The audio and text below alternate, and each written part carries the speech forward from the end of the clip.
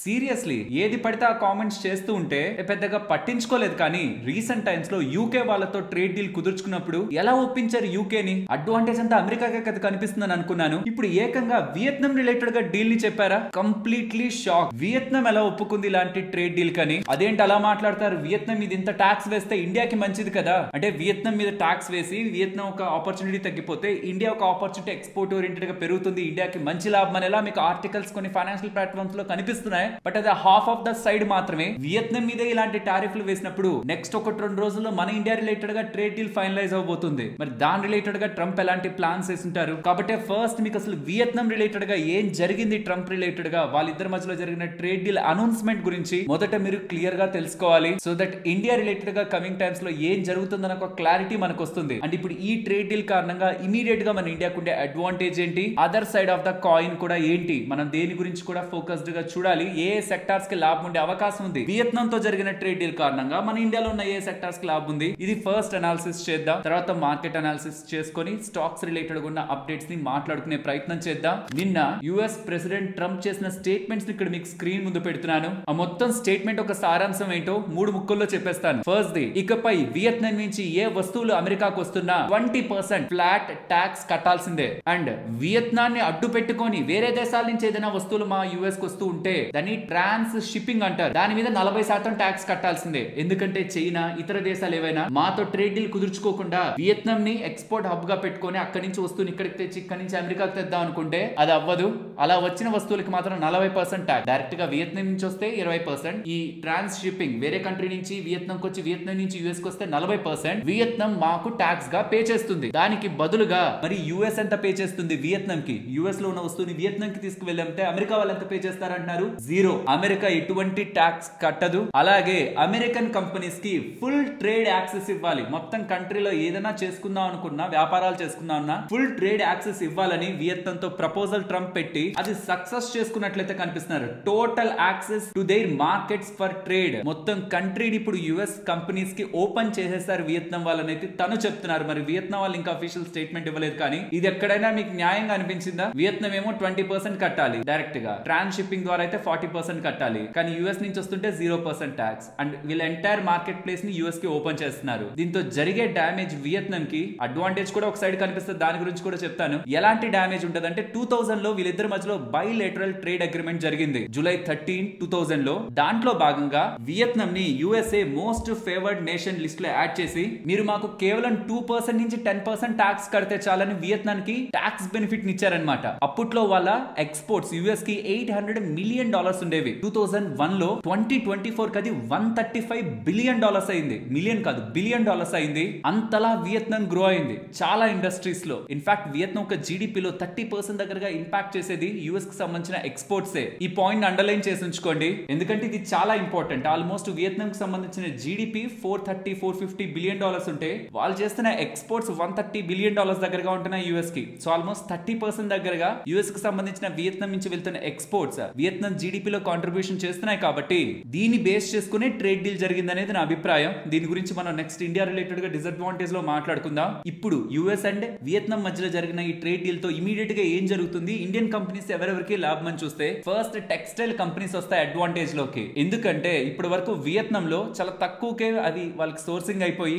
Manufacturing అయిపోయి అక్కడికి వెళ్ళి సెల్ చేసేవాళ్ళు. ఇప్పుడు 20% దాని మీద అధికంగా ట్యాక్స్ కట్టాలి. గతంలో 5% దగ్గరగా యావరేజ్ గా కట్టారనుకుంటే ట్యాక్స్, ఇప్పుడు 20% ట్యాక్స్ కట్టాలి. అంటే సుమారుగా 4 రెట్ల దగ్గరగా ట్యాక్స్ ఈసారి పెరుగుతుంది. దాంతో ధరలను వాళ్ళు పెంచాల్సి ఉంటుంది, ఆర్ వాళ్ళకుంటున్న లాభాన్ని తగ్గించుకోవాలి. లాజిక్ మీకు అర్థం అవుతుంది కదా. మీరు ఒక ప్రొడక్ట్ అమ్ముతున్నారు, వేరే దేశానికి పంపించి అమ్ముతున్నారు, గవర్నమెంట్ సడన్ గా దాని ట్యాక్స్ పెంచేసింది. ఇక్కడ మీకు రెండే ఆప్షన్స్. మీకు అప్పటి వరకు వస్తున్న లాభాన్ని తగ్గించుకునేసి, మార్జిన్స్ ని తగ్గించుకొని, ప్రాఫిట్ ని తగ్గించుకునేసి, గ్లోబల్ గా మీకుంటున్న కాంపిటీటర్ తో కాంపీట్ అవ్వడానికి ధరను అలానే ఉంచి మీరు ఆ కంట్రీకి పంపించాలి. అది ఫస్ట్ ఆప్షన్. సెకండ్ ఆప్షన్, ఆ పెంచిన ట్యాక్స్ ని కూడా రేట్ లోనే యాడ్ చేసి యుఎస్ కి పంపించి అమ్ముకోవాలి. ఈ second option K majority of companies వెళ్లే ఛాన్స్ ఉంటుంది. కాబట్టి ఇప్పుడు ఇండియన్ కంపెనీస్ దగ్గర నుంచి వెళ్లే బట్టల కంటే వియత్నాం నుంచి యుఎస్ కి వెళ్లే బట్టల ఒక రేట్లు ఎక్కువ ఉండే అవకాశం ఉంటుంది. ఇండియా యుఎస్ కి చేసే ఎక్స్పోర్ట్ $70-80 బిలియన్ మధ్యలో ఉంటే వియత్నాం ది మాత్రం $130-140 బిలియన్ దగ్గరగా ఉంటది. ఇక్కడ మీరు చూస్తే చాలా సెక్టార్స్ మన ఇండియా నుంచి యుఎస్ కి ఎక్స్పోర్ట్స్ లో చేస్తున్న కంపెనీస్, వియత్నాం నుంచి యుఎస్ కి ఎక్స్పోర్ట్స్ చేస్తున్న కంపెనీస్ ఎన్ని బిలియన్ డాలర్స్ కి చేస్తున్నాయి, ఇండియా నుంచి కానీ వియత్నాం నుంచి కానీ అనే మీకు కంపారిజన్ ఉంటది. సో ప్రతి సెక్టార్ కి అడ్వాంటేజ్ అయినా వియత్నాం వియత్నాం మీద 20% ట్యాక్స్ వేస్తే అంటే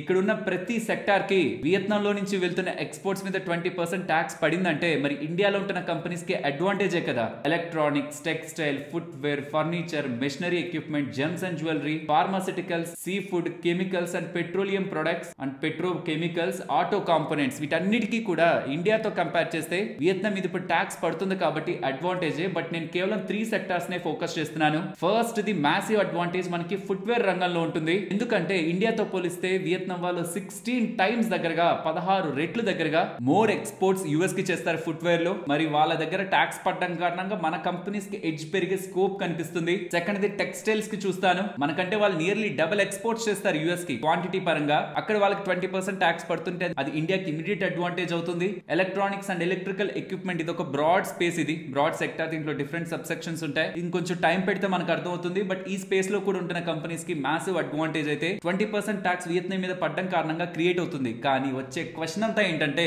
వియత్నాం మీదే 20% ట్యాక్స్ వేసిన ట్రంప్ కొద్ది రోజుల్లో ఫైనలైజ్ అవబోతున్న ఇండియా రిలేటెడ్ గా ఎలాంటి స్టాండ్ తీసుకుంటారు అని. ఇమీడియట్ గా ఈ ఒక్క డేటాని చూసి ట్రంప్ చెప్తున్న ఈ ఒక్క స్టేట్మెంట్ 20% ట్యాక్స్ వేస్తున్నాను డైరెక్ట్ గా వియత్నాం మీద అని చెప్పిన డేటాని చూస్తే మాత్రం ఇండియా కింద మాట్లాడుకున్న 3 సెక్టార్స్ లో బిగ్ ఆపర్చునిటీ అయితే ఓపెన్ అవుతుంది. ఎక్స్పోర్ట్స్ పరంగా కాంపిటేటివ్ అడ్వాంటేజ్ మనకి వియత్నాం కి చాలా డిఫరెన్స్ కి వెళ్తుంది. ప్రొవైడెడ్ గతంలో వేసిన ట్యాక్స్ లే మన మీద వేయాలి. కానీ వియత్నాం కి గతంలో యావరేజ్ గా 2 to 10% ట్యాక్స్, తర్వాత ఈ ట్రేడ్ టారిఫ్లు తీసుకొచ్చి 46% అని ఎంతో చెప్పారు. కానీ ఇప్పుడు మళ్ళీ దాన్ని 20కి తీసుకొచ్చారు. అంటే గతంలో ఉన్న దానికంటే ట్రేడ్ టారిఫ్ గేమ్ ఆడడానికి ముందు ఎంత ఉందో దానికి లిటరలీ 4 టైమ్స్ దగ్గరకి ఇప్పుడు ట్యాక్స్ పెంచినట్టు. మరి ఇండియాతో ఎలా ఉంటుంది వాళ్ళ ట్రీట్మెంట్, అండ్ మన ఇండియా వాళ్ళు ఎలా దాన్ని స్ట్రాంగ్ గా బార్గెన్ చేసి ఒక మోస్ట్ బ్యాలెన్స్డ్ వేలో దాన్ని క్లోజ్ చేస్తుంటారు అనేది చాలా చాలా చాలా ఇంపార్టెంట్ గా మనం గమనించాలి. ఒక్క అప్డేట్ చూసారా ఇక్కడ, జస్ట్ ఒక అప్డేట్ వియత్నాం ఒక షేప్ ని జస్ట్ లాస్ట్ 2 డికేట్స్ నుంచి ఉంటున్న షేప్ ని మొత్తాన్ని కూడా, డీల్ మొత్తాన్ని కూడా, బైలేటరల్ ట్రేడ్ అగ్రిమెంట్ 2000 లో కుదుర్చుకున్న డీల్ మొత్తాన్ని కూడా మార్చి పారేసింది. కొన్ని సెక్టార్స్ కి ఇది మంచిది, కొన్ని సెక్టార్స్ కి ఇది డిసడ్వాంటేజ్. అండ్ ఇక్కడ చూడాల్సిన పాజిటివ్ యాంగిల్ వియత్నాం పరంగా ఏంటంటే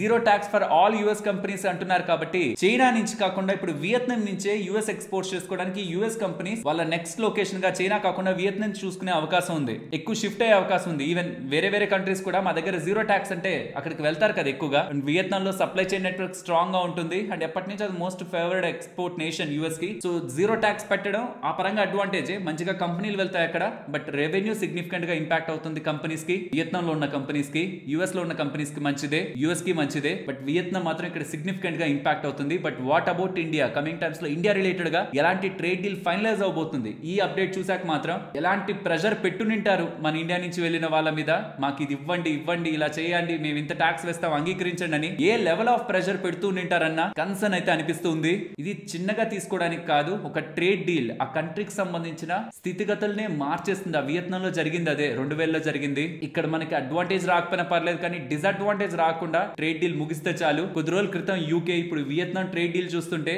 మన ఇండియాకి అడ్వాంటేజ్ లేకపోయినా పర్లేదు కానీ డిసడ్వాంటేజ్ లేకుండా ట్రేడ్ డీల్ జరిగితే చాలా అన్నది నా అభిప్రాయం. ఇంకొన్ని రోజుల్లో అది క్లియర్ అయిపోతుంది. July 9th dead line, probably ఇంకొక 2-3 డేస్. ఈ మార్కెట్ క్లోజ్ అయిన తర్వాత సాటర్డే సండే కూడా మనకు అప్డేట్ ఉండొచ్చు. కాబట్టి ఎవరైనా పొజిషన్స్ ని హోల్డ్ చేస్తుంటే కొంత జాగ్రత్త. మార్కెట్ లో ఒక మంచి వోలటాలిటీని మీరు చూస్తారు. హోప్ ఈ వియత్నాం రిలేటెడ్ గా జరిగిన ట్రేడ్ డీల్ తో పాటు ఇండియా రిలేటెడ్ గా ఎలాంటి క్రిటికల్ సినారియో ప్రెసెంట్ నెలకొంది యుఎస్ దగ్గర ట్రేడ్ డీల్ పరంగా అనేది మీకు అర్థమైందని అనుకుంటున్నాను. Let's start our market analysis. Hello friends, welcome to day trader Telugu and good evening. Sensex 170 points down అయ్యి 83,239 దగ్గర క్లోజ్ అయితే నిఫ్టీ 48 పాయింట్స్ డౌన్ అయ్యి 25,405 దగ్గర క్లోజ్ అయింది. వెరస్ బ్యాంక్ నిఫ్టీ 207 పాయింట్స్ డౌన్ అయ్యి 56,792 దగ్గర క్లోజ్ అయింది. లాస్ట్ 4 డేస్ నుంచి మార్కెట్ యాక్టివిటీని మీరు అబ్జర్వ్ చేస్తే స్లో అండ్ స్టడీగా market right from 25,650 to 700 zones నుంచి డౌన్ సైడ్ కి 25,400 లెవెల్స్ కి అయితే ఫాల్ అయింది. 250 పాయింట్స్ ఫాల్ అయ్యి, కానీ ప్రతిరోజు పెరగాలని ప్రయత్నించడం, అక్కడి నుంచి మళ్ళీ మార్కెట్ పడ్డం, అది నిఫ్టీలో. బట్ మిడ్ క్యాప్ స్పేస్ లో చూస్తే మీకు అలా కనిపించదు, mostly consolidation. వెరస్ small cap space లో కూడా సిమిలర్ గానే కన్సాలిడేషన్ మనకు కనిపిస్తుంది. Means main index line Nifty, Sensex, bank Nifty పడుతున్నాయి కానీ మిడ్ క్యాప్, స్మాల్ క్యాప్స్ మాత్రం రీసెంట్ టైమ్స్ లో కొంతవరకు పడినా మళ్ళీ రికవర్ అయ్యే ప్రయత్నం చేస్తున్నాయి. అంటే రేపు యుఎస్ మార్కెట్ ఒక హాలిడే కాబట్టి రేపు రావాల్సిన US non farm payroll data ఇవాళ అప్డేట్ అవుతుంది. Very important. జాబ్స్ ఒక సినారియో యుఎస్ లో ఎలా ఉంటుందో అర్థమయ్యేది, ఫెడ్ వాళ్ళకి అర్థమయ్యేది జాబ్స్ డేటా, ఇన్ఫ్లేషన్ డేటాతోనే. అండ్ నిన్న రిలీజ్ అయిన private jobs data, ADP data మాత్రం కంప్లీట్ గా సర్ప్రైజ్ వచ్చింది. ఎక్స్పెక్టేషన్స్ కంటే పాజిటివ్ గా ఉంటది అనుకుంటే -33,000 దగ్గరగా డేటా, జాబ్స్ డేటా కనిపిస్తూ ఉండడం, అది ఎక్కువ సీరియస్ గా తీసుకోరు కాబట్టి మార్కెట్ పెద్దగా రియాక్ట్ అవ్వలేదు. ఇవాళ రాబోతున్నది అయితే మెయిన్ డేటా యూఎస్ కి సంబంధించి. And rest of the markets అంతా కూడా మీకు గ్రీన్ షేడ్ లోనే కనిపిస్తాయి. ఇవాళ ఏం మార్కెట్స్ లో పెద్దగా పుల్ బ్యాక్ కూడా లేదు. అండ్ డాలర్ ఇండెక్స్ 97 లెవెల్స్ కి బిలోనే ఉంది. గోల్డ్ కొంత కరెక్ట్ అవుతుంది, వెరాజ్ సిల్వర్ ఈ రీసెంట్ టైమ్స్ లో చిన్న డిప్ ని మళ్ళీ రికవర్ చేసుకుంటూ 1,08,000 మార్క్ అయితే వెళ్ళింది. అండ్ వియత్నాం రిలేటెడ్ గా ఉంటున్న అనాలిసిస్ లో చెప్పినట్టు యుఎస్ ఇండియాతో ఎలాంటి టర్మ్స్ అండ్ కండిషన్స్ ని పెట్టి డీల్ ఫైనల్ చేస్తుంది అనేది probably next few years related గా చాలా సెక్టార్స్ కి సంబంధించిన గ్రోత్ ని డిసైడ్ చేస్తుంది. ఎఫ్ఐఎస్ రీసెంట్ టైమ్స్ లో కాన్స్టెంట్ సెల్ మోడ్ లోనే ఉన్నారు, బట్ మరి పెద్దగా కాదు. 4,000 5,000 crores కాదు, 1,000 to 2,000 crores in between. And FIIs కి సంబంధించిన షార్ట్స్ కూడా నిన్న పెరిగాయి, 10,000 దగ్గరగా యాడ్ అయ్యాయి. 49,000 కాంట్రాక్ట్స్ దగ్గరగా ఇండెక్స్ లెవెల్లో ఈ Nifty, bank Nifty, mid cap, fin Nifty, next 50 వీటన్నిటి పరంగా కాంట్రాక్ట్స్ లో 49,000 కాంట్రాక్ట్స్ సెల్ సైడ్ పెట్టారు. దట్ మీన్ 67% వాళ్ళు ప్రెసెంట్ మార్కెట్ లో నెట్ షార్ట్ వ్యూ తో ఉన్నారు. అండ్ నిఫ్టీకి సంబంధించిన 20, 50, 100, 200 డే మూవింగ్ యావరేజ్ లెవెల్స్ మీకు స్క్రీన్ మీద ఉంటాయి. అలానే bank Nifty and Sensex levels కూడా. ఇక కమింగ్ డేస్ లో గమనించాల్సిన ఈవెంట్స్ విషయానికి వస్తే మేజర్ ఈవెంట్ మాత్రం ట్రేడ్ డీల్. అప్పుడు యూకే అండ్ ఇప్పుడు వియత్నాం తో కలిగిన ట్రేడ్ డీల్స్ అయితే అంత లుక్రేటివ్ గా ఆ కంట్రీస్ కి లేవు. యూఎస్ కి మాత్రం ఉన్న అడ్వాంటేజ్ గా మనది అట్లీస్ట్ న్యూట్రల్ గా ఉన్నా బాగుంటుంది అనేది నా అభిప్రాయం. అదే మేజర్ ఈవెంట్. ఇవాళ నాన్ ఫార్మ్ పేరోల్ డేటా వస్తుంది, అంటే యూఎస్ కి సంబంధించిన main jobs data June month కి సంబంధించి. అండ్ రేపు యూఎస్ మార్కెట్స్ ఒక holiday. And trade deal related గా ఎలాంటి అనౌన్స్మెంట్స్ ఉంటాయనేదే మార్కెట్ ని ఫర్దర్ గా మూవ్ చేస్తుంది షార్ట్ టర్మ్ లో. అండ్ నేను స్టార్టింగ్ లో చెప్పిందంతా చూసి ఇదేదో బిగ్ డిసైడింగ్ ఫ్యాక్టర్ అని అనుకోకండి. మనదేం ఎక్స్పోర్ట్ బేస్డ్ డిసిషన్ కాదు. స్టార్టింగ్ లో చెప్పాను, అండర్లైన్ చేసుకోండి అని. వియత్నాం ఒక జీడిపిలో 30% ఆఫ్ దేర్ జీడిపి అనేది యూఎస్ కి చేస్తున్న ఎక్స్పోర్ట్స్ వాల్యూకి ఈక్వల్ గా ఉంటుంది. మన దగ్గర అలా కాదు కదా, బికాస్ మనం ఎక్స్పోర్ట్స్ యూఎస్ కి చేస్తున్నది $74 బిలియన్.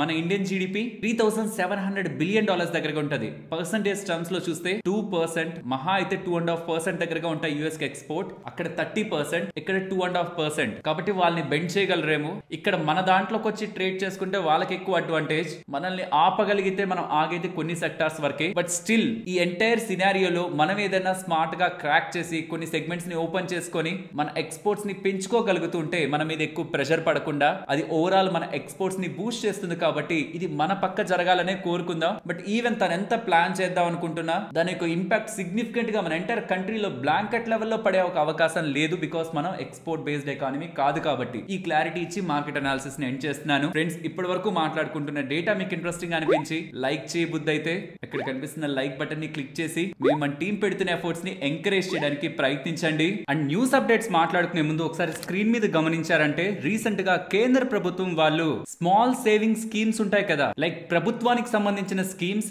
ఈపీఎఫ్ కానీ, ఎంప్లాయీస్ ప్రావిడెంట్ ఫండ్ కానీ, పబ్లిక్ ప్రావిడెంట్ ఫండ్ కానీ, సుకన్య సమృద్ధి యోజన కానీ, సీనియర్ సిటిజన్ సేవింగ్ స్కీమ్ కానీ, పోస్ట్ ఆఫీస్ పథకాలు కానీ, ఏవైనా కానీ వాటికి వస్తున్న వడ్డీని తగ్గించట్లేదు అంటున్నారు. రీసెంట్ గా ఆర్బీఐ వాళ్ళ వడ్డీ రేట్ కట్ తో సేవింగ్స్ అకౌంట్ రిలేటెడ్ గా వడ్డీలను అయితే చాలా వరకు బ్యాంక్స్ తగ్గించాయి. ఫిక్స్డ్ డిపాజిట్ ఎఫ్డీల పరంగా ఒక్కొక్క బ్యాంక్ తగ్గించుకుంటూ వస్తుంది. కానీ స్మాల్ సేవింగ్స్ గవర్నమెంట్ స్కీమ్స్ కి మాత్రం వడ్డీ రేట్లని కట్ చేయట్లేదనేలా గుడ్ న్యూస్ అయితే మనకి కనిపిస్తుంది. సో ఎవరైనా లాంగ్ టర్మ్ ఇన్వెస్ట్మెంట్ కోసం చూస్తుంటే, పర్టికులర్ గా రిటైర్మెంట్ కోసం అనుకోండి, ఈపీఎఫ్ లో కానీ పీపీఎఫ్ లో కానీ డబ్బులు పెట్టుకోండి. పిల్లల చదువుల కోసం అనుకోండి, అబ్బాయిలకైతే పీపీఎఫ్ సరిపోతుంది, అమ్మాయికైతే సుకన్య సమృద్ధి యోజన, మరి ఈవెన్ లాంగ్ టర్మ్ కోసం అయితే ఎన్పిఎస్ లో కూడా మీరు పెట్టుబడి పెట్టచ్చు. అలా కాకుండా షార్ట్ టర్మ్ అవసరాలు ఉంటే మళ్ళీ వీటిలో పెట్టద్దు. ఎందుకంటే వీటిలో డబ్బులు పెడితే తీసుకోవడానికి చాలా రిస్ట్రిక్షన్స్ ఉంటాయి. అలాగే స్టాక్ మార్కెట్ లో కూడా షార్ట్ టర్మ్ మన ఇన్వెస్ట్మెంట్స్ ని పెట్టద్దు. మనకు అవసరమైనప్పుడు మార్కెట్ పడితే మనం నష్టాల్లో డబ్బుల్ని తీయాల్సి ఉంటుంది. కాబట్టి షార్ట్ టర్మ్ మన అవసరాల కోసం ఉంటున్న డబ్బుల్ని ఫిక్స్డ్ డిపాజిట్స్ లో కానీ డెట్ లో కానీ మనం పెట్టుకోవాలి. బట్ డెట్ గురించి మీకు చాలా మందికి ఐడియా ఉండదు కాబట్టి fixed deposit even recent times లో ఆర్బీఐ వాళ్ళు రేట్ కట్ చేస్తున్నా సేవింగ్స్ అకౌంట్ పరంగా 2.5%, 3% వడ్డీ రేట్లకు వచ్చేసాయి. కానీ ఎఫ్డీల పరంగా స్టిల్ నార్మల్ సిటిజన్స్ కి 8.4, సీనియర్ సిటిజన్స్ కి 8.8% దగ్గరగా మనకి వడ్డీ ఎఫ్డీలో ఇప్పటికీ వర్క్ అవుతుంది. ఆల్రెడీ మీకు బ్యాంక్ అకౌంట్ ఉంటున్న బ్యాంక్ లో ఎఫ్డీ రేట్లు 6%, 7% దగ్గరగా ఉండొచ్చు. అదే స్మాల్ ఫైనాన్స్ బ్యాంక్ లో అయితే ఇప్పుడు 8.4%. కానీ జూలై తర్వాత నుంచి అది తగ్గిపోతుంది. ఎందుకంటే ఆర్బీఐ వాళ్ళ రేట్ కట్ ఉంది కదా, అది జూలై 7th నుంచి వీళ్ళు కూడా అప్లై చేసి వడ్డీ రేట్ తగ్గిస్తారని ఈ సూర్యోదయ స్మాల్ ఫైనాన్స్ బ్యాంక్ వాళ్ళు చెప్తున్నారు. సో ఎవరికైనా షార్ట్ టర్మ్ లో డబ్బుల్ని పార్క్ చేసుకోవాలనుకుంటే మీరు ఎంత టైం పీరియడ్ కి డబ్బులు పెట్టాలనుకుంటున్నారో ఇక్కడ ఒకసారి గమనించండి. 1 సంవత్సరం నుంచి 5 సంవత్సరాల లోపు మీకు ఎంతెంత టైం పీరియడ్ కి ఆ డబ్బులు అవసరం ఉండొచ్చు. దాన్ని బట్టి మీకు ఏ స్మాల్ ఫైనాన్స్ బ్యాంక్ లో అధిక వడ్డీ రేట్ వస్తుంది అనేది ఇలా కంపేర్ చేసుకొని స్మాల్ ఫైనాన్స్ బ్యాంక్ లో మనం మనం FD వేసుకోవడం ద్వారా అధిక వడ్డీని పొందొచ్చు. స్మాల్ ఫైనాన్స్ బ్యాంక్స్ కూడా ఈ public and private sector banks law RBI under లో రెగ్యులేట్ అవుతున్నవి. కాబట్టి పబ్లిక్ ప్రైవేట్ సెక్టార్ బ్యాంక్స్ కి ఎలా అయితే RBI వల్ల 5 లక్షల DICGC వల్ల ఇన్సూరెన్స్ ఉంటుందో, మనం పెడుతున్న అసలుకి వడ్డీకి గ్యారంటీ ఉంటుందో, వీటికి కూడా అలానే RBI వల్ల 5 లక్షల ఇన్సూరెన్స్ అసలుకి వడ్డీకి ఉంటుంది. ఇప్పుడు మీకు చూపిస్తున్న యాప్ స్టేబుల్ మనీ యాప్. దీంట్లో నుంచి మనం డైరెక్ట్ గా స్మాల్ ఫైనాన్స్ బ్యాంక్ లో వాటిల్లో ఎటువంటి అకౌంట్ ఓపెన్ చేసుకోకుండానే మనం డిపాజిట్ చేయొచ్చు. మన డబ్బులు ఈ యాప్ దగ్గర ఉండదు. మనం ఇన్వెస్ట్మెంట్ చేసిన స్మాల్ ఫైనాన్స్ బ్యాంకే వెళ్తుంది. దానికి కన్ఫర్మేషన్ గా మనం డబ్బులు పెట్టాక డైరెక్ట్ గా బ్యాంక్ నుంచే మనకి ఇలా మీ డబ్బులు మాకు అందిందని ఒక ఈమెయిల్ కూడా వస్తుంది. అండ్ ఈ యాప్ రిలేటెడ్ గా నేను చెప్పడం అని కాదు, చాలా చోట్ల వినే ఉంటారు. ఈవెన్ ఇవాళ టైమ్స్ ఆఫ్ ఇండియాలో కూడా వీళ్ళది ఒక ఫుల్ పేజ్ ఫీచర్ ని కూడా మనం చూడొచ్చు. నా ప్రయత్నం అంతా షార్ట్ టర్మ్ లో మీకుంటున్న అవసరాల కోసం ఆ డబ్బుల్ని సేవింగ్స్ అకౌంట్ లో 2.5% 3% వదిలేకుండా మీకు ఏవేవి అవైలబిలిటీలో ఉన్నాయి, ఎక్కడ ఎక్కువ వడ్డీ రేట్ వస్తుంది, ఎక్కడ సేఫ్, ఎక్కడ స్టాక్ మార్కెట్ తో లింక్ కాకుండా, వోలటైలిటీ లేకుండా ఖచ్చితంగా ఈ రిటర్న్ వస్తుంది అనేలా గ్యారంటీ RBI దగ్గర నుంచి ఉంటున్న ప్రొడక్ట్ ఏంటి, దాన్ని కంపేర్ చేసుకోండి. FD ని కంపేర్ చేసుకోవడానికి stable money app description comment section లో ఇస్తున్నాను. లింక్ క్లిక్ చేశాక ఇలా డిస్కవర్ అని ఉంటుంది. అక్కడ క్లిక్ చేస్తే ఇందాక నేను మీకు చూపించిన డేటా అంతటిని ఇక్కడ గమనించొచ్చు. బిఫోర్ ఇన్వెస్టింగ్ ఎంతెంత వడ్డీ రేట్లు వర్క్ అవుతున్నాయని ఫిక్స్డ్ డిపాజిట్స్ కంపారిజన్ కూడా ఇండియాలో ఉంటే అన్ని బ్యాంక్స్ ని కంపేర్ చేసుకోవడానికి ఈ యాప్ మనకి యూజ్ అవుతుంది. IT జాబ్స్ పరంగా ఒక బ్యాడ్ న్యూస్ కనిపిస్తుంది ఒక సైడ్, బట్ అది ఇంకొక సైడ్ గుడ్ న్యూస్ లాగా కూడా కనిపిస్తుంది. డేటాను చూడండి. మైక్రోసాఫ్ట్ వాళ్ళు హిస్టరీలోనే second biggest lay off jobs cut ని చేస్తున్నారు. 9,000 జాబ్స్ ని తీసేస్తున్నారు. వాళ్ళ ఎంటైర్ వర్క్ ఫోర్స్ లో 4%. దీనికి ముందు కూడా ఇలాంటి మేనర్ లోనే పెద్ద మొత్తంలో జాబ్స్ అయితే వీళ్ళు కట్ చేశారు. సో ఇది వినగానే మనకేమనిపిస్తుంది, మన ఇండియన్స్ రిలేటెడ్ గా IT జాబ్స్ US రిలేటెడ్ గా ఎలా ఉంటాయి, ఫారెన్ కంపెనీస్ రిలేటెడ్ గా ఎలా ఉంటాయనే ఒక భయం ఏర్పడుతుంది కదా. రీసెంట్ టైమ్స్ లో AI కారణంగా jobs, entry level jobs and చాలా చిన్న చిన్న వర్క్స్ ఉంటున్న జాబ్స్ ఇంపాక్ట్ అవుతున్న మాట వాస్తవమేమో, కానీ ఇక్కడ మీరు స్క్రీన్ మీద గమనిస్తే H1B డిమాండ్ మాత్రం తగ్గట్లేదు. మైక్రోసాఫ్ట్ వాళ్ళు వేలకు వేల జాబ్స్ తీసేస్తున్నా వాళ్ళు 14,181 మోర్ H1B వీసా వర్కర్స్ కోసం దరఖాస్తులు చేసుకుంటున్నట్లయితే కనిపిస్తుంది. So most of the jobs ఏదైతే ఇక్కడ మనకి పోతున్నట్లు కనిపిస్తున్నాయో అది US రిలేటెడ్ గా ఉంటున్న ఇంపాక్ట్ ఏమో అనుకుంటున్నాను. కాబట్టి ఇండియాలో IT రిలేటెడ్ గా ఉంటున్న వాళ్ళు ఒక్కసారి మీ ఎక్స్పీరియన్స్ ని చెప్పండి. మీరుంటున్న క్యాంపస్ లో లేకపోతే మీరుంటున్న IT కంపెనీస్ లో రీసెంట్ టైమ్స్ లో ఏదైనా సడన్ లే ఆఫ్స్ ని మీరు ఏదైనా విట్నెస్ చేశారా, లేకపోతే ఈ ఇంపాక్ట్ కేవలం అమెరికా రిలేటెడ్ గానే ఎక్కువగా ఎంట్రీ లెవెల్ జాబ్స్ కి సాలరీస్ ఎందుకు పే చేయడం అని వాటిని AI తో రీప్లేస్ చేస్తున్నారా, ఆ జాబ్స్ ఏమైనా ఎక్కువ రీప్లేస్ అవుతున్నాయా, లేకపోతే మన దగ్గర కూడా మన ఇండియాలో కూడా ఈ ట్రెండ్ కనిపించడం మీరు గమనించారా, IT లో పనిచేస్తున్న వాళ్ళు వీలైతే చెప్పండి. ఈ డేటాని బట్టి మాత్రం H1B వీసాస్ గతంలో కంటే ఎక్కువగానే మైక్రోసాఫ్ట్ వాళ్ళు అడుగుతున్నారు. ప్యారలల్ గా జాబ్స్ కట్ చేస్తున్నారు. మీన్స్ ఇతర దేశాల నుంచి టాలెంట్ ఎక్కువగానే తీసుకుంటున్నారు. సో కాబట్టి ఇది US రిలేటెడ్ గానే ఎక్కువగా కనిపిస్తుంది అనేది నా క్వశ్చన్. ఇదిలా ఉంటే అమెజాన్ వాళ్ళు ఒక కొత్త AI రోబోట్ ని లాంచ్ చేశారు. దాని పేరు 1 మిలియన్త్ రోబోట్ అని పెడుతున్నారు. వాళ్ళ వేర్ హౌస్ లో ఇది మనుషులు చేయాల్సిన పని చేస్తూ time and efficiency and most important మనీని సేవ్ చేస్తుందనేలా అమెజాన్ వాళ్ళ వాదన. చాలా వర్క్స్ ని కమింగ్ టైమ్స్ లో AI రోబోట్స్ తో కలిసి ఆటోమేట్ చేస్తాయి. దీంతో జాబ్స్ పోతాయంటే వీటిని యూజ్ చేసి ఇంకా చాలా కంపెనీస్ రావడం, మనుషులకి వేరే roles, critical thinking and logical గా ఉంటున్న ప్రాబ్లమ్స్ ని సాల్వ్ చేయడం లాంటి ఏరియాస్ లో ఉంటున్న రోల్స్ ఎక్కువయ్యే అవకాశం ఉంది. బట్ షూర్లీ సమ్ లెవెల్స్ అంటే ఎంట్రీ లెవెల్స్ లో ఉంటున్న చాలా వరకు జాబ్స్ ని AI అండ్ ఈ ఆటోమేషన్ స్లోగా అరైజ్ చేస్తూ వస్తూ ఉంటుంది. కాబట్టి ఇప్పుడు ఉంటున్న వాళ్ళు అండ్ కమింగ్ టైమ్స్ లో వచ్చే వాళ్ళు కూడా ముందుగానే AI ఇంకా స్ట్రాంగ్ గా ఎవాల్వ్ అవుతూ వస్తే నేను ఏం నేర్చుకోవడం కారణంగా నేను రీప్లేస్ అవ్వను ఆర్ డిస్రప్ట్ అవ్వను అన్న ఒక థింకింగ్ తోనే మనం ఏం చేస్తున్నా అలాంటి థింకింగ్ తోనే స్కిల్స్ ని ఎక్వైర్ చేసుకుంటూ వెళ్ళడం మంచిది. బట్ IT ఫీల్డ్ లో ఉంటున్న వాళ్ళు మాత్రం మీ ఒపీనియన్స్ ని, మీ స్పేస్ లో జరుగుతున్న హైరింగ్స్ ని కానీ ఆర్ లే ఆఫ్స్ ని కానీ ఉంటున్న ట్రెండ్ ఒకసారి మన ఇండియాలో ఉంటున్న పర్టికులర్ ట్రెండ్ అయితే వీలైతే చెప్పండి. ఫ్రెండ్స్ ఇప్పటి వరకు మాట్లాడుకుంటున్న డేటా మీకు ఇంట్రెస్టింగ్ అనిపించి లైక్ చేయబుద్ధి అయితే ఇక్కడ కనిపిస్తున్న లైక్ బటన్ ని క్లిక్ చేసి మేము మన టీం పెడుతున్న ఎఫర్ట్స్ ని ఎంకరేజ్ చేయడానికి ప్రయత్నించండి. గోదావరి పవర్ వాళ్ళు ఉన్నారా, వాళ్ళకి పవర్ గ్రిడ్ కి సంబంధించిన స్టీల్ బిల్లెట్స్ ఆర్డర్ లభించిందని, దీంతో వీళ్ళ వాల్యూమ్స్ అండ్ ప్రాఫిటబిలిటీ ఇంప్రూవ్ అవుతుందనేలా గోదావరి పవర్ వాళ్ళు చెప్తున్నారు. బజేల్ ప్రాజెక్ట్స్ వీళ్ళకి 300 crore పైబడే mega power transmission order power grid వాళ్ళ దగ్గర నుంచి లభించినట్టు, ఇది నెక్స్ట్ 18 months లో కంప్లీట్ చేస్తారని అయితే చెప్తున్నారు. Next Tata power last year same point of time లో Q1 లో 354 మెగావాట్ మాత్రమే వాళ్ళు సోలార్ రిలేటెడ్ గా కమిషన్ చేశారు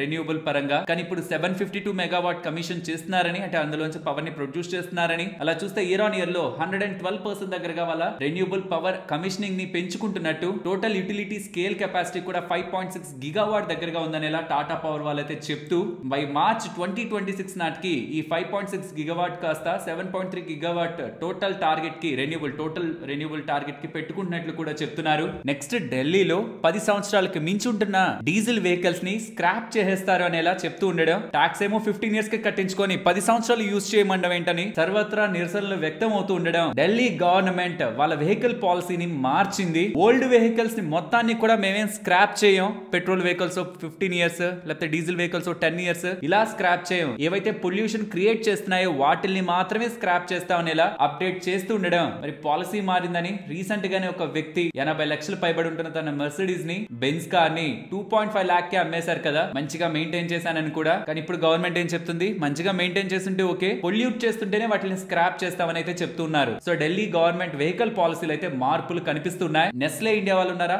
వాళ్ళకి one of the main product Maggi noodles కదా, దాని యొక్క కెపాసిటీని 20,300 tons పర్ యానం కి పెంచుతున్నట్లు, ఎగ్జిస్టింగ్ గా వాళ్ళకి 1,700 tons పర్ యానం కెపాసిటీ ఉంది. ఇప్పుడు దానికి ఇంకొక 20,000 దగ్గరగా పెంచుతున్నారు, 20,300 దగ్గరగా. దీనికోసం ఒక 105 crore ఖర్చు పెడుతూ వాళ్ళ మ్యాగీ ఒక డిమాండ్ కి తగ్గట్టు 77% యూటిలైజేషన్ లో రన్ అవుతుంది ఆల్రెడీ ఉంటున్న కెపాసిటీ. దానికి ఫర్దర్ కెపాసిటీస్ ని యాడ్ చేస్తూ వీళ్ళ బిజినెస్ ని పెంచుకుంటారని ఇలా చెప్తూ అప్డేట్స్ చేస్తున్నారు. డీమార్ట్ వాళ్ళు వాళ్ళ బిజినెస్ డేటాని షేర్ చేశారు. కొత్తగా ఒక 9 stores ఓపెన్ చేశారని, దీంతో ఓవరాల్ వీళ్ళ స్టోర్ కౌంట్ 424 కి వెళ్ళిందని చెప్తున్నారు. అండ్ వీళ్ళ రెవెన్యూస్ 16.25% దగ్గరగా ఇయర్ ఆన్ ఇయర్ కంపారిజన్ లో గ్రో అయ్యాయని కూడా చెప్తున్నారు. ప్రెసెంట్ వీళ్ళ రెవెన్యూస్ 15,900 crores అనమాట. దానికి ముందు ఫైనాన్షియల్ ఇయర్ Q1 లో 13,700 crores, దానికి ముందు 11,500 crores, దానికి ముందు 9,800 crores. So slow and consistent గా వీళ్ళైతే పెంచుకుంటూనే వస్తున్నారు వీళ్ళ రెవెన్యూస్ ని. ఇప్పుడు లేటెస్ట్ గా ఇయర్ ఆన్ ఇయర్ లో అయితే 16.2% గ్రోత్. M&M ఫైనాన్షియల్ సర్వీసెస్ వాళ్ళు కూడా వాళ్ళ బిజినెస్ డేటాని షేర్ చేస్తున్నారు. బిజినెస్ అసెట్స్ 15% దగ్గరగా పెరుగుతున్నాయి. కలెక్షన్ ఎఫిషియన్సీ 95% ఉంది, last time 94%. Strong liquidity 9,600 crores దగ్గరగా మెయింటైన్ చేస్తూ ఓవరాల్ ఎక్స్పెక్టేషన్స్ కంటే బెటర్ డేటాని వీళ్ళు పబ్లిష్ చేశారు. అండ్ మీ దగ్గర కానీ తెలిసిన వాళ్ళ దగ్గర కానీ ఎవరి దగ్గర ఫిజికల్ షేర్స్ ఉంటుంటే దాన్ని జూలై 7th నుంచి జనవరి 6th ఈ 6 నెలల్లోపు ఆ ఫిజికల్ షేర్స్ ని డీమ్యాట్ లోకి మార్చుకోవడానికి సెబీ ఒక స్పెషల్ విండోని ఓపెన్ చేస్తున్నట్టు గతంలో 2019లో ఒకసారి, 2021లో ఒకసారి గడువునైతే ఇచ్చారు. అవైతే ఎండ్ అయ్యాయి. కానీ ఇంకా ఎవరి దగ్గరైనా మిగిలిపోయి ఉంటాయి కదా, వాళ్ళ కోసం ఒక స్పెషల్ విండో 6 months విండోని ఓపెన్ చేస్తున్నారని, ఫిజికల్ షేర్స్ ఎవరైనా ఉంటే దాన్ని డీమ్యాట్ అకౌంట్ ఫామ్ లో మార్చుకోవాలని చెప్తున్నారు. ఒకవేళ మీ దగ్గర ఎవరి దగ్గరైనా ఫిజికల్ షేర్స్ ఉంటే చెప్పండి. ఎక్కువగా మన వాళ్ళ దగ్గర ఉంటుంటే దాని రిలేటెడ్ గా ఎలా వాటిని మార్చుకోవాలనే దాని రిలేటెడ్ గా కూడా ఒక వీడియో చేస్తాను. అండ్ రిలయన్స్ నుంచి రీటైల్ ఐపీఓ అయితే కమింగ్ డేస్ లో రాబోతుందనేలా మనకి సిగ్నల్స్ అయితే కనిపిస్తూ ఉన్నాయి. బికాస్ ఆ ఐపీఓని తీసుకురావడానికి దానికి ముందు ఏదైతే సింప్లిఫై చేయాలో, గ్రూప్ స్ట్రక్చర్ ని సింప్లిఫై చేయాలో అది చేసే ప్రయత్నంలో వీళ్ళ అండర్ లో ఉంటున్న చాలా బ్రాండ్స్ ని రిలయన్స్ రీటైల్ అండర్ లోకి మార్చడానికి ప్రయత్నిస్తున్నారని, అన్ని FMCG fast moving consumer goods అన్నిటిని కూడా రీటైల్ వెంచర్స్ అండర్ లోకి తీసుకురావాలని, డిఫరెంట్ సెగ్మెంట్స్ లో ఉన్న వాటన్నిటిని యునైట్ చేయడానికి వీళ్ళు ప్రయత్నిస్తూ ఈ రీటైల్ స్పేస్ రిలేటెడ్ గా ఐపీఓకి వాళ్ళు ప్లాన్ చేస్తున్నట్టు ఎకనామిక్స్ టైమ్స్ వాళ్ళైతే చెప్తున్నారు. జియో రిలేటెడ్ గా ఐపీఓ రావాలి. ఇప్పుడు లిస్ట్ అయింది Jio Financials, but Jio digital related గా ఉంది కదా మనకి. ఐపీఓ రావాలి. రిలయన్స్ రీటైల్ రిలేటెడ్ గా ఐపీఓ అయితే రావాలి. ఇవి 2 మెగా ఐపీఓస్ మార్కెట్ రిలయన్స్ నుంచి ఎక్స్పెక్ట్ చేస్తుంది. ఇందులో ఏ ఒకటి అప్డేట్ అయినా లిస్టెడ్ స్టాక్ పరంగా చాలా మంచిది, వాల్యుయేషన్స్ అన్లాక్ జరుగుతుంది. Let's wait. రీసెంట్ గా వి మార్ట్ వాళ్ళు నిన్నటి వీడియోలో మాట్లాడుకున్నామా వాళ్ళ డేటాని. ఓవరాల్ డేటా అంతా స్ట్రెంత్ గా ఏం కనిపించదు, కానీ V2 రీటైల్ వాళ్ళ sales, same store sales growth, new stores ఒక ఎడిషన్ మొత్తం కూడా స్ట్రాంగ్ గా ఉంది. సేల్స్ 51% గ్రో అవుతున్నాయి. Same store sales growth 5% grow అవుతుంది. నార్మలైజ్ చేస్తే 10%. నెట్ స్టోర్స్ 27 యాడ్ అవుతూ టోటల్ స్టోర్స్ 216 వస్తూ గైడెన్స్ కూడా 45 to 50% గ్రోత్ FY26 లో నమోదు చేస్తారని, విత్ 100 స్టోర్ ఎడిషన్ అనేలా V2 రీటైల్ వాళ్ళు స్ట్రాంగ్ డేటాని పబ్లిష్ చేశారు. ఇది స్టాక్ ఆఫ్ ద డే అన్నమాట. మోతీలాల్ ఒస్వాల్ వాళ్ళు వీళ్ళ AUM 1.5 lakh crore కి అచీవ్ అయిందని చెప్తున్నారు. లాస్ట్ 5 years మీరు చూసారనుకోండి,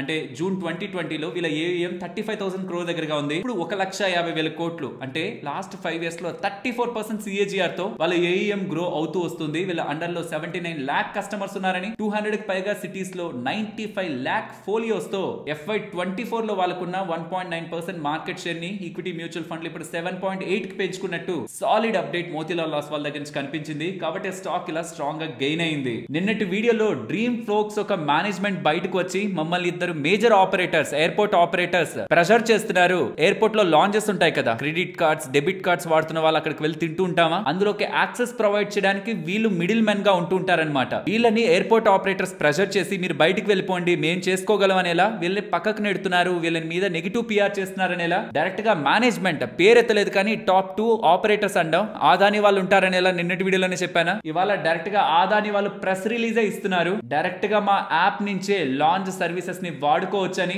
ఇండియా ఒక బిగ్ ట్రాన్స్ఫర్మేషన్ లోకి వెళ్తూ ఉందని, ఎవరెవరైతే వాళ్ళని వాళ్ళు డిస్రప్ట్ డిస్రప్ట్ చేసి గ్రో అవ్వలేరో వాళ్ళు కనుమరుగైపోతారని, మిడిల్ మ్యాన్ కి ఫిన్టెక్ రెవల్యూషన్ లో స్పేస్ ఉండదని, వాళ్ళ ఓన్ అదాని యాప్ నుంచే లాంచెస్ ని డైరెక్ట్ గా వాడుకోవచ్చు అనేలా అదాని ఎయిర్పోర్ట్స్ హోల్డింగ్ కంపెనీ యొక్క CEO అరుణ్ బన్సాల్ గారు లింక్డ్ఇన్ లో స్టేట్మెంట్స్ అఫీషియల్ గా చేస్తున్నారు. దీంతో ఇవాళ ఫర్దర్ గా డ్రీమ్ ఫ్లోక్స్ ఇంకెంత బిజినెస్ ని కోల్పోతుంది అనే ఒక భయాలతో స్టాక్ ఇంకా ఇవాళ పడింది. వాళ్ళ బిజినెస్ ఈ లాంచెస్ రిలేటెడ్ గా కదా, బట్ నాట్ జస్ట్ ఎయిర్పోర్ట్స్, చాలా ప్లేసెస్ లో వీసా సెంటర్స్ లో కానీ అండ్ ఈవెన్ రైల్వే స్టేషన్స్ లో కూడా వాళ్ళ బిజినెస్ ని ఎక్స్పాండ్ చేయాలని చూస్తున్నారు. బట్ ఎక్కడైతే వాళ్ళకి మేజర్ బిజినెస్ ఉందో అక్కడ ఇప్పుడు అదాని అండ్ ఇతర ఎయిర్పోర్ట్ ఆపరేటర్స్ మా ఎయిర్పోర్ట్ లోనే ఉందా లాంచ్, మేమే ఎందుకు మేనేజ్ చేసుకోలేం, మేమే service providers like visa, RuPay, master card and banks వాళ్ళతో టైఅప్ అయి మేమెందుకు ఇవ్వలేం సర్వీసెస్, మీరెందుకు మాకు మధ్యలో అనేలా డ్రీమ్ ఫ్లోక్స్ ని పక్కన పెడుతున్నట్లయితే ఆ కంపెనీ మేనేజ్మెంట్ చెప్తూ ఉంది. నెక్స్ట్ NSE IPO ఈ దీపావళికి మార్కెట్ లోకి వచ్చే అవకాశం ఉందనేలా డేటా కనిపిస్తూ ఉంది. అండ్ ఫ్రమ్ ద బిగినింగ్ ఈ NSE లో ఎవరెవరైతే ఇన్వెస్ట్ చేస్తుంటారో big institutional players like LIC చూడండి, NSE లో వాళ్ళు హోల్డ్ చేస్తున్న 10% వాటాకి ప్రెసెంట్ వాల్యూ 66,000 కోట్ల దగ్గరగా ఉంది. అలాగే LIC వాళ్ళు ఏ కంపెనీస్ లో ఎంతెంత పర్సెంట్ వాటాని హోల్డ్ చేస్తున్నారు, వాటి యొక్క వాల్యూ ఎంత, నెంబర్ ఆఫ్ షేర్స్ ఎంత అనేది కూడా మీకు స్క్రీన్ మీద ఉంచుతున్నాను. ఎనివ్రో ఇన్ఫ్రా అనే కంపెనీ ఉంది కదా, వాళ్ళ కంపెనీలో సైబర్ ఫ్రాడ్ జరిగిందని కంపెనీకి సంబంధించిన బ్యాంక్ అకౌంట్ నుంచి 11,15,00,000 దగ్గరగా డబ్బుల్ని ట్రాన్స్ఫర్ చేసేసుకున్నారని, దీనికి గాను executive directors of the company అంటే ఈ chairman, whole time directors and managing director వాలంటరీగా వాళ్ళ శాలరీని ఈ లాస్ కి కంపెన్సేట్ చేసేందుకు శాలరీలు తీసుకోవట్లేదనేలా స్టేట్మెంట్ కూడా చేశారు. సైబర్ ఫ్రాడ్ జరిగింది, బట్ దానికి కంపెన్సేట్ చేస్తూ మేము శాలరీలు తీసుకోవట్లేదనేలా టాప్ మేనేజ్మెంట్ అయితే చెప్తూ ఉంది. శక్తి పంప్స్ వాళ్ళు ఫర్దర్ గా QIP అయితే తీసుకొస్తున్నారు. 400 crore QIP, 966 rupees per share లెక్కన ఫ్లోర్ ప్రైస్ పెట్టి QIP అయితే తీసుకొస్తున్నారు. నిన్నటి క్లోజింగ్ ప్రైస్ తో చూస్తే 2.5% డిస్కౌంట్. లాస్ట్ టైం వీళ్ళు QIP ని తీసుకొచ్చింది 2004 బిగినింగ్ లో, ఆ పాయింట్ లో 200 కోట్ల QIP అనమాట. అప్పుడు ఎక్కువగా తీసుకుని దాన్ని LIC, SBI మ్యూచువల్ ఫండ్ వీళ్ళు, అక్కడి నుంచి స్టాక్ 300% పెరిగింది. ఇప్పుడు 400 కోట్ల QIP ని తీసుకొస్తున్నారు. ఇప్పుడు ఎవరెవరు పాల్గొంటారో చూడాలి. అప్పుడంటే చాలా అట్రాక్టివ్ గా బిజినెస్ గ్రోత్ కి ఇన్ఫ్లెక్షన్ పాయింట్ కి స్కోప్ ఉండి LIC and big institutional players participate చేశారు. మరి ఇప్పుడు ఎవరు పార్టిసిపేట్ చేస్తారనేది అబ్జర్వ్ చేయాల్సి ఉంటుంది. TVS వాళ్ళ అండర్లో ఎలక్ట్రిక్ వెహికల్ ఉంటుందా iQube అని, దాంట్లో ఒక కొత్త వేరియంట్ ని లాంచ్ చేస్తున్నారు. 3.1 కిలోవాట్ ది 123 కిలోమీటర్ రేంజ్ వస్తుందని, ఎక్స్ షోరూమ్ ధర 1,03,000 దగ్గరగా ఉంటుందని, ఇలా యాడ్ అయిన దాంతో ఇప్పుడు టోటల్ గా iQube బండల్ లో 6 వేరియంట్స్ ఉంటాయని, ఆల్రెడీ iQube ఒక వేరియంట్ 6 lakh యూనిట్స్ ని క్రాస్ చేసింది సేల్ అని TVS వాళ్ళైతే అప్డేట్ చేస్తున్నారు.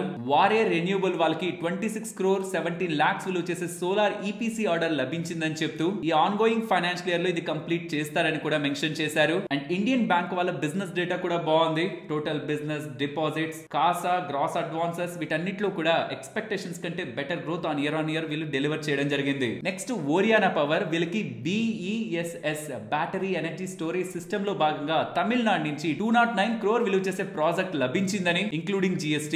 నెక్స్ట్ 18 months లో దీన్ని కంప్లీట్ చేస్తారని అప్డేట్స్ అయితే కనిపిస్తున్నాయి. అండ్ ఫ్రెండ్స్, వీడియోని క్లోజ్ చేసే ముందు కొద్ది రోజుల్లో ఫిక్స్డ్ డిపాజిట్ కి సంబంధించిన వడ్డీ రేట్లు తగ్గుతాయి. ఈ లోపు మీ షార్ట్ టర్మ్ అవసరాల కోసం ఏదైనా డబ్బుల్ని సేవింగ్స్ అకౌంట్ లో అలా వదిలేస్తుంటే 8.4% దగ్గరగా కూడా మనకి రిటర్న్ ఇస్తున్న బ్యాంక్స్ ఉన్నాయి. మీరు డిస్క్రిప్షన్ కామెంట్ సెక్షన్ లో ఉంటే లింక్ ని క్లిక్ చేసి ఒకసారి కంపేర్ చేసుకోండి. సో ఎక్కడ మీకు మంచి వడ్డీ రేట్లు ఫిక్స్డ్ డిపాజిట్ పరంగా వర్క్ అవుతున్నాయని ఒక డేటా కోసం డిస్క్రిప్షన్ కామెంట్ సెక్షన్ లో ఉంటే లింక్ ని క్లిక్ చేసి కంపేర్ చేసుకొని మీ ఫర్దర్ డెసిషన్ తీసుకోండి. మరొక ఇంట్రెస్టింగ్ వీడియోతో నేను మళ్ళీ మీ ముందుకు వస్తాను. అంతవరకు టేక్ కేర్. జై హింద్.